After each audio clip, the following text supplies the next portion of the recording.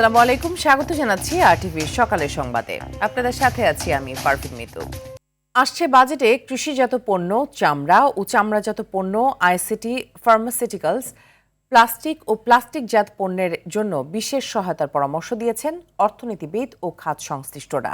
Agro processing সহ সম্ভাবনাময় খাতকে বিশেষ সহায়তার কথাও বলেন তারা। সরকার মূল্যস্ফীতি নিয়ন্ত্রণ করে কর্মসংস্থান সৃষ্টির মাধ্যমে শিক্ষা ও স্বাস্থ্য খাতে বরাদ্দ বাড়াতে চায় বলে মন্তব্য করেছেন প্রধানমন্ত্রীর অর্থ পরিকল্পনা উপদেষ্টা ডক্টর রাশেদ আল মাহমুদ তিতুমির। আরও জানাচ্ছেন তৌহিদুর রহমান। দেশের মূল্যস্ফীতি এখনও ৯ থেকে 10% ঘরে। মধ্যপ্রাচ্য যুদ্ধের ফলে সৃষ্ট জ্বালানির সংকট সমস্যা আরও বাড়িয়েছে। এতে পুরো উৎপাদন খাত সংকটে। এর ফলে প্রান্তিক ও নিম্ন আয়ের মানুষ, এমনকি মধ্যবিত্তরাও বিপাকে। সব মিলে গত বেশ কয়েক মাস রপ্তানির ধারাও নেতিবাচক। মধ্যপ্রাচ্য সমস্যা না কাটলে অর্থনীতির গুরুত্বপূর্ণ খাত রেমিটেন্স প্রবাহ বাধাগ্রস্ত হতে পারে। এত সব কঠিন বাস্তবতার সামনে কড়া নাড়ছে 2026-27 অর্থবছরের বাজেট। উদ্যোক্তারা বলছেন, টাকার অবমূল্যায়ন, জ্বালানি সংকট, যুক্তরাষ্ট্রের ট্যারিফ, সর্বোপরি নিরবচ্ছিন্ন বিদ্যুৎ সরবরাহ না হওয়ার কারণে সংকটে শিল্প খাত।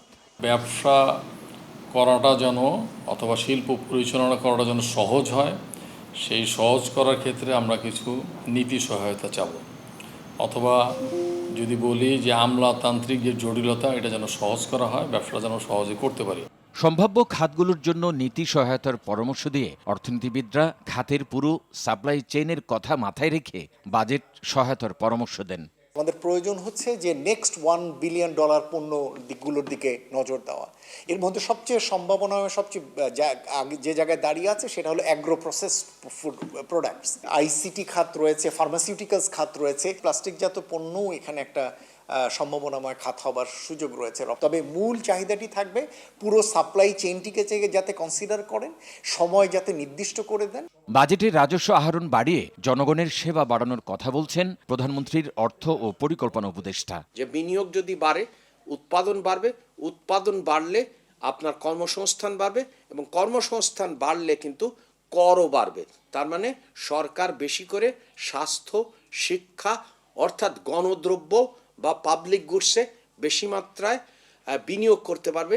বিএনপির ইশতেহার বাস্তবায়ন হলে জনগণ স্বস্তিতে থাকবে বলেও জানান তিনি। তৌহিদুর রহমান, আরটিভি, ঢাকা। দক্ষিণ এশিয়ার রাজনীতিতে বড় এক মোড়, ভারতের বিধানসভা নির্বাচনে বিজেপির ভূমিধস বিজয়। আর এর প্রভাব শুধু ভারতের ভেতরে সীমাবদ্ধ নয়, এর ঢেউ এসে লাগতে পারে প্রতিবেশী বাংলাদেশেও। এখন প্রশ্ন, নেতৃত্ব বদলে গোটা ভারতে বিজেপির শাসনে ঢাকার কূটনীতি, অর্থনীতি ও নিরাপত্তার বিষয়গুলো কোন দিকে মোড় নেবে?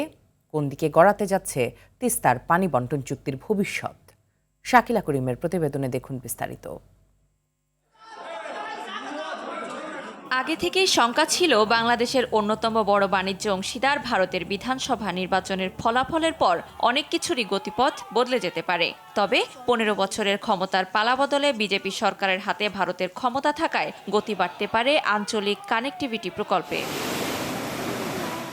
অমীমাংসিত ইস্যুগুলোর মধ্যে অন্যতম তিস্তা নদীর পানি বন্টন। দীর্ঘদিন ধরে ঝুলে থাকা এই চুক্তি পশ্চিমবঙ্গ সরকারের সামনে আলোর মুখ দেখবে কিনা, সেটি এখন বড় প্রশ্ন। পররাষ্ট্রনীতি কিন্তু দিল্লি ফ্রেম করবে, কলকাতা কিন্তু ফ্রেম করবে না। তারা বলতো যে রাজ্য সরকারের আপত্তির কারণে তারা দিতে পারছে না। এখন যেহেতু কেন্দ্রেও একই সরকার আছে, রাজ্য সরকারও এক, সো সেখানে আমার মনে হয় এখন দেখার ব্যাপার যে তারা কি ধরনের নীতি নিচ্ছে। নির্বাচনের পর সীমান্তে উত্তেজনা বাড়বে নাকি সহযোগিতা জোরদার হবে, সেটিও নির্ভর করছে দিল্লির রাজনৈতিক সিদ্ধান্তের উপর। বাংলাদেশের কিন্তু একটা স্ট্যান্ডিং পজিশন আছে যে যদি প্রমাণিত হতে পারে যে এরা বাংলাদেশের নাগরিক, বাংলাদেশ তাদেরকে নিয়ে নেবে।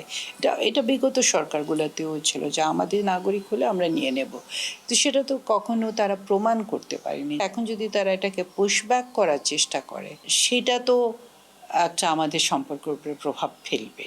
ভীষণভাবে, কারণ ওরা যদি আমাদের এখানে পুশিন করার চেষ্টা করে, আমরাও এখান থেকে, বাংলাদেশ তো আর ওদেরকে এমনি নিয়ে নেবে না। যা অলরেডি বোধহয় বলা হয়েছে যে আমাদের বিজিবিকে একটা সতর্ক অবস্থানে থাকার জন্য।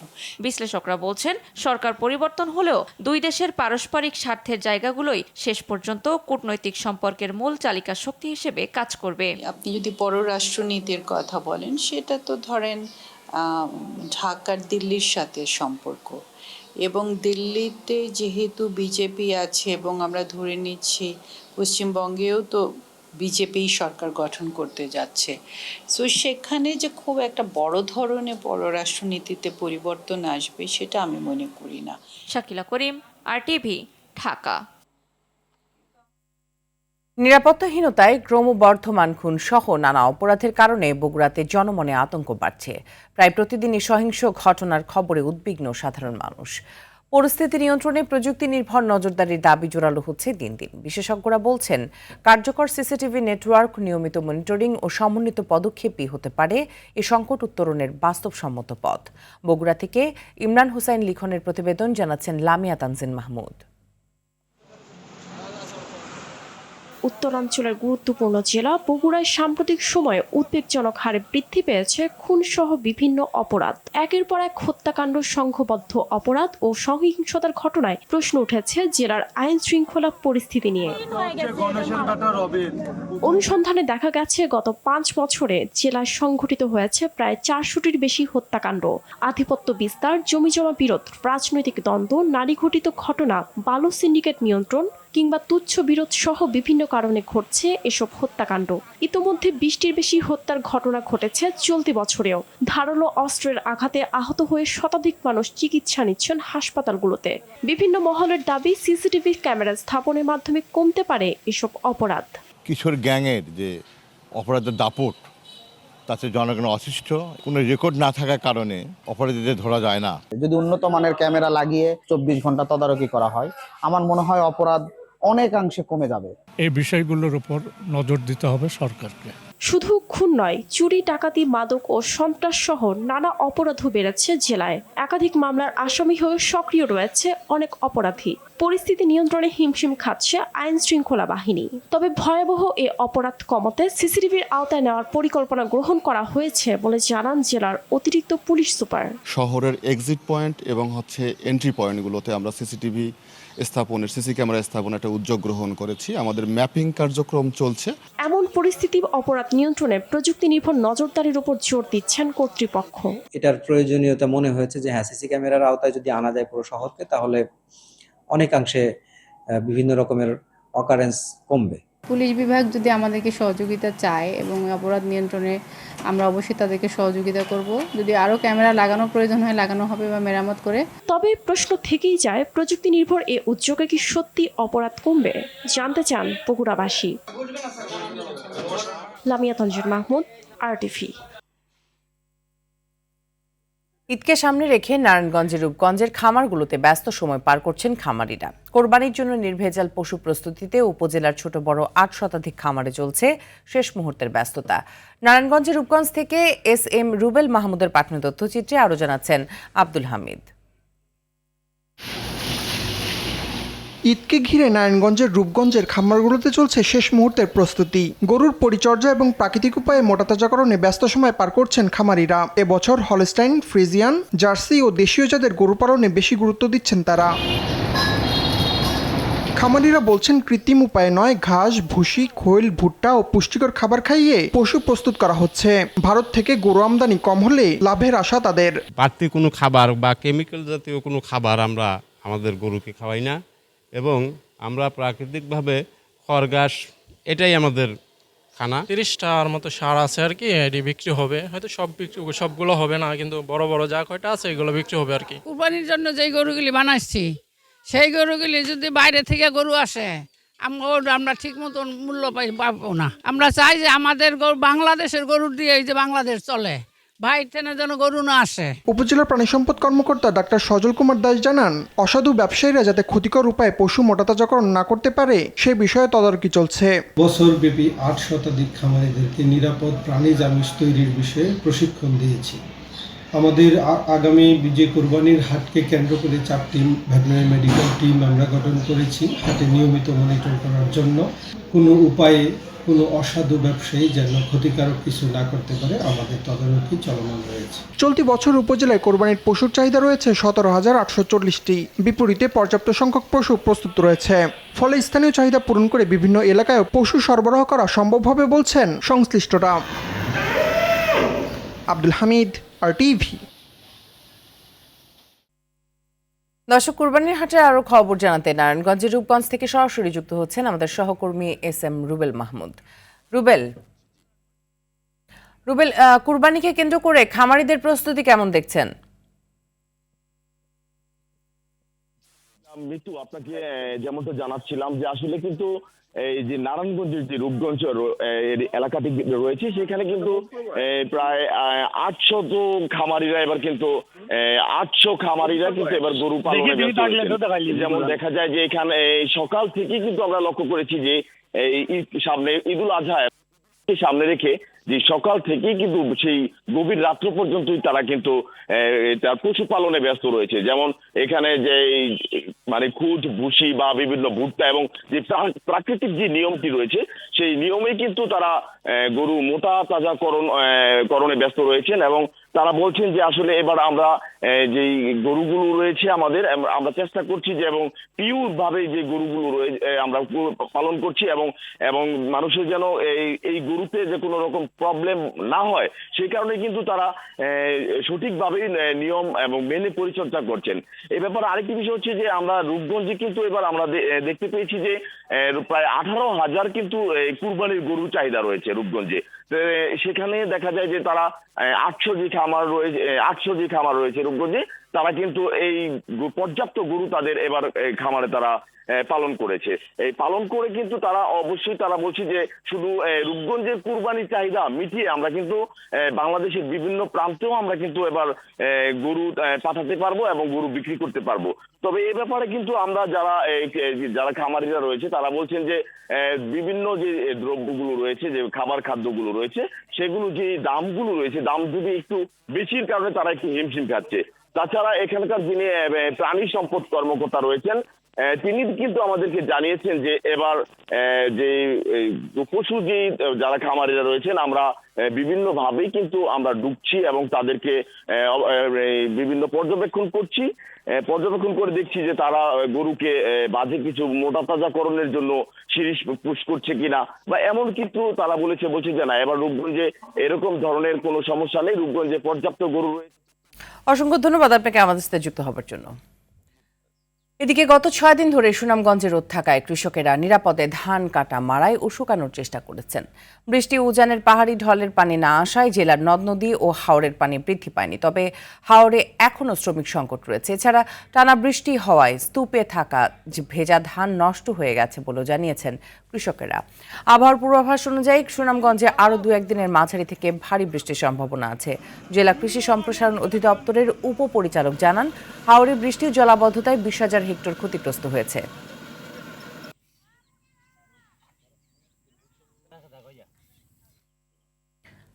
দর্শক, হাওরের পরিস্থিতি জানাতে সুনামগঞ্জ থেকে সরাসরি যুক্ত হচ্ছেন আমাদের সহকর্মী বিন্দু তালুকদার। বিন্দু, এই যে এত ধান নষ্ট হলো, প্রশাসন থেকে এর কোনো দায়িত্ব নিয়েছেন কিনা আর শ্রমিক সংকটের সমাধানে কোনো ব্যবস্থা নেওয়া হয়েছে কিনা জানাবেন। বলেছেন বৈশাখের শুরু থেকেই সুনামগঞ্জের হাওরে টানা বৃষ্টিপাতে তলিয়ে গেছে পুরো ফসল, জলবদ্ধতা অতিবৃষ্টি শিলাবৃষ্টিতে ফসলের ক্ষতি হয়েছে। আপনি যে বিষয়টি জানতে চাইছেন কৃষকদের সহায়তার বিষয়ে, সম্প্রতি সুনামগঞ্জে দুর্যোগ ত্রাণ ব্যবস্থাপনা মন্ত্রী, কৃষিমন্ত্রী এবং প্রধানমন্ত্রীর পরিকল্পনা বিষয়ক উপদেষ্টা সুনামগঞ্জে এসেছিলেন। তারা জেলা প্রশাসন পর্যায়ে কর্মকর্তাদের সাথে বিষয়টি মত বিনিময় সভা করেছেন। পরে সুনামগঞ্জের বিশম্বরপুর উপজেলার করচার হাওরের পাড়ের এই উপজেলা পরিষদে ক্ষতিগ্রস্ত 400 কৃষককে ত্রাণ সহায়তা ও নগদ অর্থ দিয়েছেন। তারা যেমনটা বলেছেন যে সুনামগঞ্জে যারা ক্ষতিগ্রস্ত হয়েছেন, পুরো ফসলানি হয়েছেন, তো প্রকৃত কৃষকদের তালিকা করে সহায়তা দেওয়া হবে। আমরা কথা বলেছিলাম এই বিষয়টি নিয়ে জেলা প্রশাসনের সাথে। জেলা প্রশাসন যেমনটা জানিয়েছেন যে ক্ষতিগ্রস্ত কৃষকদের তালিকা করা হচ্ছে উপজেলা পর্যায়ে, সেই তালিকা অনুযায়ী ক্ষতিগ্রস্ত কৃষকদের ত্রাণ সহায়তা এবং নগদ অর্থ দেওয়া হবে। যদি একটু দেখাতে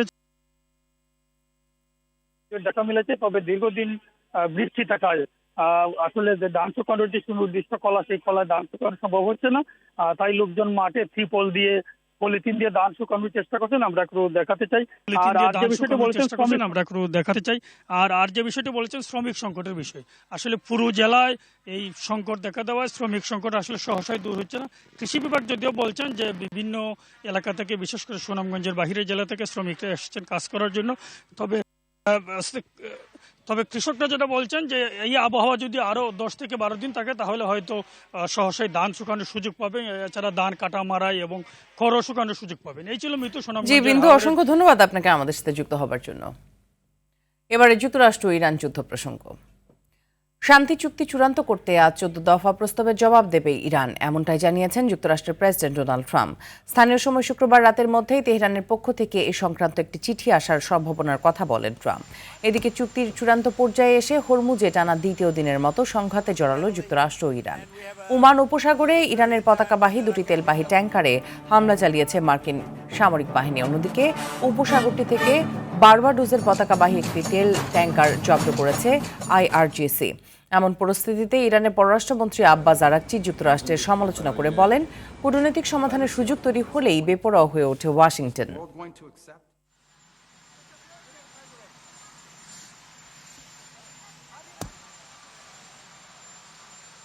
চাঁদাবাজির বিরুদ্ধে কঠোর অবস্থান নিয়েছে আইন শৃঙ্খলা বাহিনী।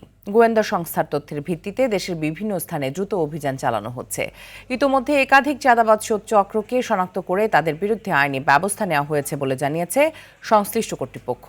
আইন শৃঙ্খলা বাহিনী বলছে, সাধারণ মানুষের নিরাপত্তা নিশ্চিত করতে চাঁদাবাজদের কোনোভাবেই ছাড় দেওয়া হবে না। ব্যবসায়ী ও সাধারণ জনগণকে ভয়ভীতি মুক্ত পরিবেশ দিতে নিয়মিত নজরদারি বাড়ানো হয়েছে। অপরাধ দমনে প্রয়োজনীয় সব পদক্ষেপ অব্যাহত থাকবে। তামিলনাড়ুতে সরকার গঠন নিয়ে অনিশ্চয়তা এখনো কাটেনি। সবচেয়ে বেশি আসন পেয়েও সরকার গঠনের আমন্ত্রণ পাননি থালাপতি বিজয়ের দল টিভিকে। কংগ্রেস, সিপিআই, সিপিএম ও ভিসিকের সমর্থন পেলেও রাজ্যপাল রাজেন্দ্র আর্লেকার বলেছেন, বিজয় এখনও 118 জন বিধায়কের সমর্থনের প্রমাণ দেখাতে পারেননি, ফলে শনিবার তার শপথ গ্রহণও হচ্ছে না। এদিকে ডিএমকে ও এডিএমকেও সরকার গঠনের আলোচনা চালিয়ে যাচ্ছে। রাজনৈতিক বিশ্লেষকদের একাংশের অভিযোগ, পুরো পরিস্থিতিতে বিজেপির প্রভাব রয়েছে। 10 মের মধ্যে সরকার গঠন না হলে তামিলনাড়ুতে রাষ্ট্রপতি শাসনের আশঙ্কাও দেখা দিয়েছে।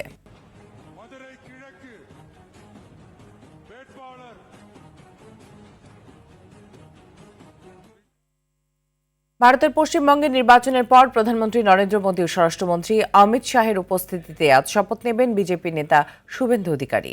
কলকাতার ঐতিহাসিক ব্রিগেড প্যারেড গ্রাউন্ডে হবে অনুষ্ঠিত এই শপথ গ্রহণ। পাশাপাশি উপমুখ্যমন্ত্রী হচ্ছেন দিলীপ ঘোষ এবং অগ্নিমিত্রা পালও শপথ নেবেন। অনুষ্ঠান ঘিরে ইতোমধ্যে গ্রাউন্ডে নিরাপত্তা ব্যবস্থা জোরদার করা হয়েছে। এর আগে 2 ধাপের নির্বাচনের পর শুক্রবার বিজেপির 207 জন জয়ী প্রার্থীদের সঙ্গে বৈঠক করে শুভেন্দু অধিকারীকেই পশ্চিমবঙ্গ বিধানসভার দলনেতা হিসেবে ঘোষণা দেন কেন্দ্রীয় স্বরাষ্ট্রমন্ত্রী অমিত শাহ।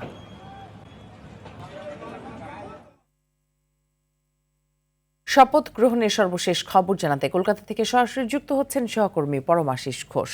পরমাশিস, শপথ গ্রহণের জন্য নরেন্দ্র মোদী সহ কেন্দ্রীয় নেতারা পৌঁছেছেন কিনা, আর আইন শৃঙ্খলা বাহিনী সহ সার্বিক পরিস্থিতি কেমন দেখছেন? এই মুহূর্তে কলকাতায় অবস্থান করছে প্রায় 500 কোম্পানি, গোটা রাজ্যের কেন্দ্রীয় বাহিনী, এটা নির্বাচন কমিশন এবং রাজভবন থেকে গতকালই জানিয়ে দেওয়া হয়েছিল। এবং আজকে 5টি স্তরে নিরাপত্তা বলয়ের মধ্যে কিন্তু ব্রিগেড প্যারেড গ্রাউন্ডে আর কিছুক্ষণের মধ্যেই কিন্তু সকাল 11টায় পশ্চিমবঙ্গের 18তম বিধানসভার যে মন্ত্রিসভা গঠন হতে চলেছে, সেখানে মুখ্যমন্ত্রী হিসেবে শপথ নিচ্ছেন শুভেন্দু অধিকারী।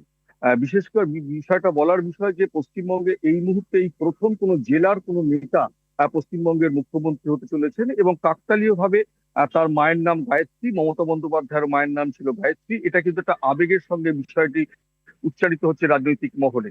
সেই সঙ্গে দিলীপ ঘোষ এবং অগ্নিমিত্রা পাল উপমুখ্যমন্ত্রী হিসেবে শপথ নেবেন। শপথে উপস্থিত থাকছেন প্রধানমন্ত্রী নরেন্দ্র মোদী সহ প্রতিরক্ষা মন্ত্রী, স্বরাষ্ট্রমন্ত্রী এবং কেন্দ্রীয় মন্ত্রিসভার অনেক কেন্দ্রীয় মন্ত্রিত্ব কিন্তু উপস্থিত থাকছেন, বিভিন্ন রাজ্যের মুখ্যমন্ত্রীরা যেমন থাকছেন, বিরোধী দলের তরফ থেকে কিন্তু মুখ্যমন্ত্রী মমতা বন্দ্যোপাধ্যায়কেও কিন্তু রাজভবন সূত্রে নিমন্ত্রণ করা হয়েছে।